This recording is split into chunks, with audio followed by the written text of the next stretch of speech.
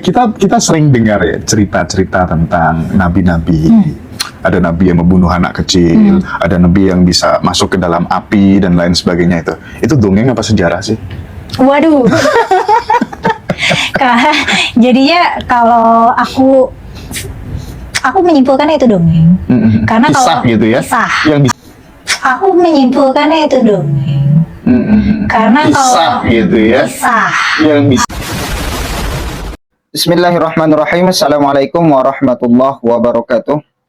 Alhamdulillah teman-teman, berjumpa kembali di channel Ibnu Asmin Official. Mudah-mudahan kita semuanya sehat selalu dan semoga kita istiqomah di jalan Allah Subhanahu wa taala. Amin ya rabbal alamin. Teman-teman yang dirahmati Allah Subhanahu wa taala, kita kembali mereaksi video daripada Kumailah Hakimah teman-teman. Di dalam video ini menurut hemat saya sendiri, Kumailah Hakimah ini sudah menistakan Al-Qur'anul Karim. Karena di dalam video ini dia berani mengatakan bahwa ayat-ayat yang bercerita terkait dengan kisah-kisah para nabi-nabi, kisah-kisah para rasul yang terdahulu, itu katanya hanya sebatas dongengan saja, kata Kumailah teman-teman. Coba kita lihat dan kita reaksi videonya, dan jangan lupa meninggalkan komentarnya di bawah. Mari teman-teman, berikut ini. Kita sering dengar ya cerita-cerita tentang nabi-nabi. Ada nabi yang membunuh anak kecil, ada nabi yang bisa masuk ke dalam api dan lain sebagainya itu. Itu dongeng apa sejarah sih? Waduh. Jadinya kalau aku menyimpulkannya itu dongeng. Karena kisah kalau gitu ya. Kisah. Yang Aku menyimpulkannya itu dongeng. Karena kisah kalau gitu ya. Kisah. Yang bisa kita Alegori. ambil moral story-nya gitu ya. Bisa jadi begitu. Oke. Atau kadang ada juga kisah yang nggak jelas moral story-nya apa ya. Dengan tertawanya mengatakan kisah-kisah yang di dalam Al-Quran itu, kisah-kisah para nabi dan rasul yang terdapat di dalam Al-Quran hanya sebatas dongeng belaka, kata Kumailah teman-teman. Tentu ini merupakan sudah salah satu termasuk menistakan ayat suci Al-Quranul Karim teman-teman ya. Karena ucapan yang seperti ini sangat menyakitkan hati umat Islam seluruh dunia yang mengolok-olok, mempertawakan, yang mengatakan bahwa kisah-kisah yang terdapat di dalam Al-Quran itu hanya sebatas dongeng saja. Astagfirullah. Iya bener Soalnya juga ya. kayak kisah Nabi Khidir kan mau diambil moral story-nya apa gitu. Toh kita nggak bisa baca masa depan, dan kita nggak akan ngambil putusan misalnya bunuh anak kecil atau nenggelamin kapal yang isinya ada orang. Itu kan apa yang bisa diambil gitu. Untuk sekarang sih aku menyimpulkannya itu dongeng, yaitu dongeng kisah-kisah, dan itu memang apa ya, pertama banyak figur-figur nabi-nabi ini tidak bisa dikonfirmasi secara historis ya, tidak ada jejak arkeologisnya gitu. Kalau nabi-nabi yang udah jauh nih ya. Kumailah ini sudah lancang sekali mengatakan cerita-cerita yang terdapat di dalam Al-Quran, cerita-cerita para nabi dan rasul itu hanya sebatas dongeng saja, kata dia teman-teman. Kalau kita lihat arti dongeng itu di dalam Kamus Besar Bahasa Indonesia, menurut Kamus Besar Bahasa Indonesia KBBI, dongeng adalah cerita yang tidak benar-benar terjadi. Berarti dengan demikian Kumailah mengatakan bahwa cerita para nabi itu, cerita para rasul-rasul yang ada di dalam Al-Quran itu adalah cerita yang tidak benar terjadi, seperti itu teman-teman. Maka tentunya ini adalah kalimat yang sangat menghinakan dan sangat menyakitkan kepada umat Islam seluruh dunia teman-teman.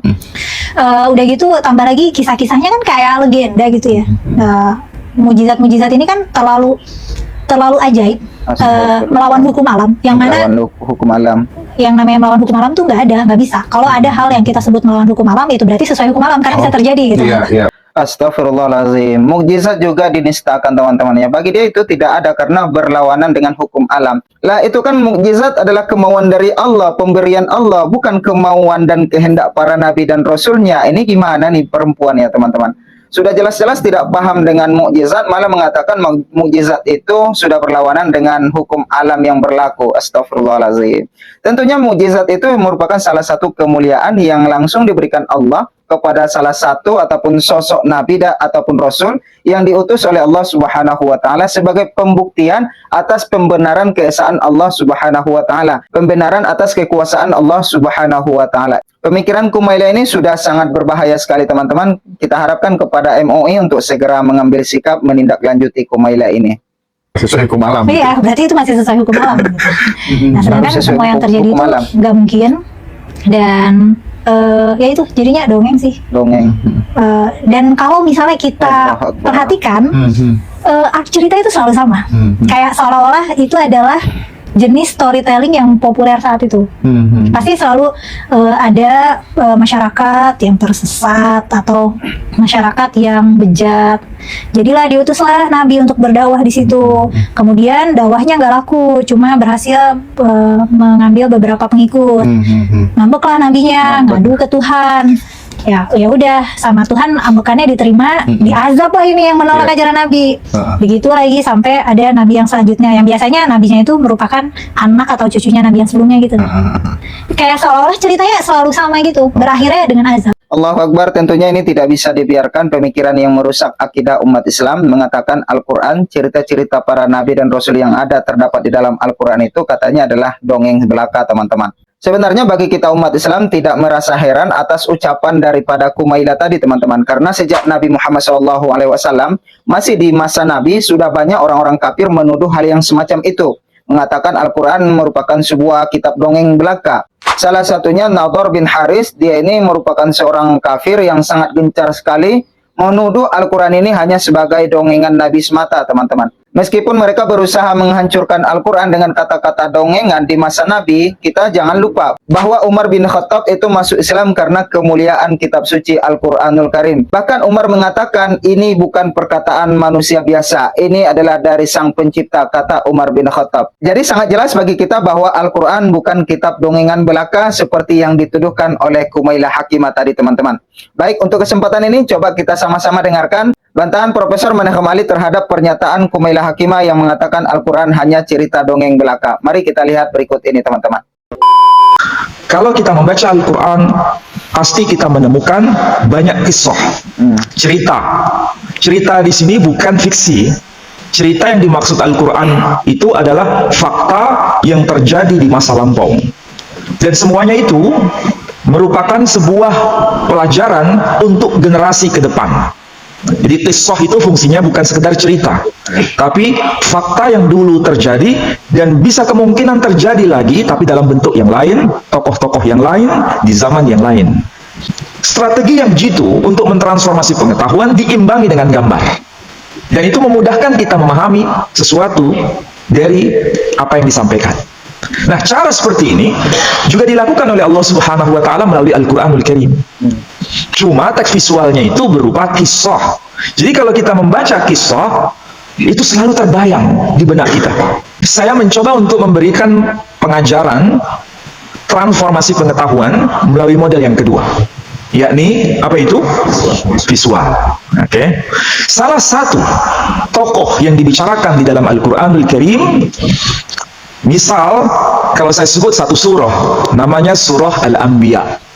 Surah Al-Anbiya.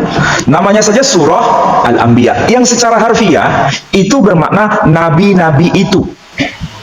Jadi bukan sembarang nabi, bukan nabi yang tidak dikenal, tapi para nabi yang sangat terkenal. Dikenal oleh siapa? Dikenal oleh seluruh ummah, bukan oleh umat Islam. Waktu itu umat Islam tidak terlalu banyak tahu. Itulah sebabnya diberitahu melalui Al-Quranul Karim. Berarti nabi-nabi ini sudah dikenal, diketahui oleh ummah terdahulu. Yang dimaksud adalah ahlul kitab. Sudah paham itu semua. Makanya kalau kita membaca surah Al-Anbiya, maka nabi-nabi yang ditampilkan dalam surah Al-Anbiya itu pertama, contohnya adalah Nuh, kedua Ibrahim, ketiga Musa, dan seterusnya dan seterusnya. Bahkan nabi-nabi non ulul azmi dikisahkan semua, termasuk Zakaria dan lain sebagainya. Berarti tokoh-tokoh ini sangat dikenal dan sangat terkenal di kalangan ummah terdahulu. Apa yang Allah katakan? Lihat di dalam surah Al-Anbiya. Allah berkata apa? Qulna ya naru kuni bardan wa salaman ala Ibrahim. Kami telah berfirman, kami Allah telah berfirman, wahai api, jadilah dingin dan jadilah keselamatan atas Ibrahim. Ini kisah peristiwa yang dialami oleh Ibrahim pada masanya ketika dia dijatuhi hukuman mati dengan cara dibakar di api Namrud. Pertanyaannya sekarang, itu legenda atau bukan? Itu legenda atau bukan? Bukan. Sampai mengatakan begitu, alasannya apa? Ya karena Al-Quranul Karim. Karena Al-Quranul Karim mengatakan begitu, ya kan? Kita mengatakan sami'na wa ata'na. Iya betul, itu kalau bicara di masjid. Tapi kalau dibicarakan di kampus, nggak bisa begitu jawabannya. Jawabannya beda. Maksudnya apa? Kalau Allah Subhanahu wa Ta'ala mengatakan apapun sebagai seorang mukmin, jawabannya cuma satu, sami'na wa ata'na. Tetapi ini pemahaman yang harus di-upgrade, karena kita ini membicarakan Al-Quran bukan untuk kaum muslimin saja, tapi juga untuk non-muslim. Ketika orang non-muslim menuntut bukti, kalau itu benar fakta, bukti validasinya apa? Kira-kira jawaban kita apa? Kalau benar itu adalah fakta real, maka bukti validasinya apa? Sampai kok bingung kayaknya. Tahu maksudnya bukti validasi? Ada teks pembanding, ada bukti yang lain yang membenarkan bahwa memang betul Ibrahim pernah mengalami itu. Jawabannya apa? Sederhana. Allah Subhanahu wa Ta'ala itu tidak pernah mau menghilangkan barang bukti. Tapi sekali lagi, Allah Subhanahu wa Ta'ala memberikan pelajaran kepada kita, Allah tidak pernah menghilangkan barang bukti.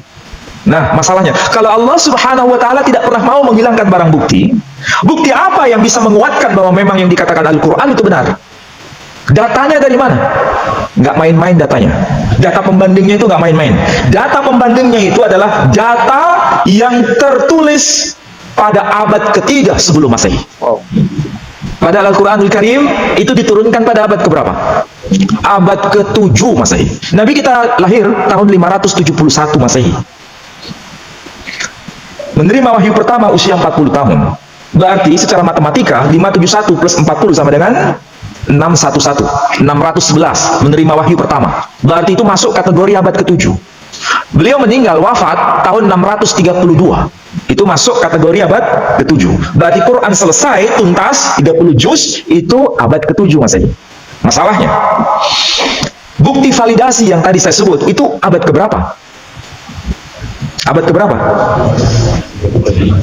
3 sebelum Masehi. Secara matematika itu jaraknya berapa abad? 10 abad sama dengan 1000 tahun. 10 abad ya. Apakah bukti validasi yang jaraknya 1000 tahun antara pewahyuan Al-Quran dengan abad ketiga Masehi, abad ketiga sebelum Masehi dengan zaman kita abad 21, apakah bukti itu masih ada? Masih tersimpan. Jadi bukti itu nggak hilang, nggak dimakan rayap, tersimpan sampai sekarang di Museum Israel sampai sekarang. Berarti dari abad ke-7 sampai abad 21 kita ini itu jaraknya berapa tahun? 1400 tahun. Berarti 1400 plus 1000 sama dengan 2400 tahun. Data pembanding itu masih ada. 2400 tahun bukan masa yang pendek. Sangat jelas bagi kita teman-teman apa yang disampaikan Profesor Menachem Ali tadi, bahwa Allah Subhanahu wa Ta'ala tidak akan pernah menghilangkan bukti-bukti.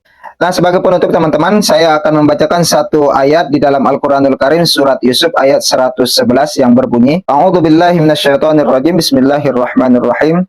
Laqad kana fi qasasihim ibratun liulil albab.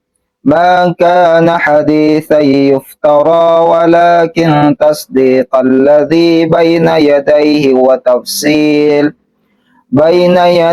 وتفصيل كل شيء وهدى ورحمة لقوم يؤمنون. Sungguh pada kisah mereka benar-benar terdapat pelajaran bagi orang-orang yang berakal sehat.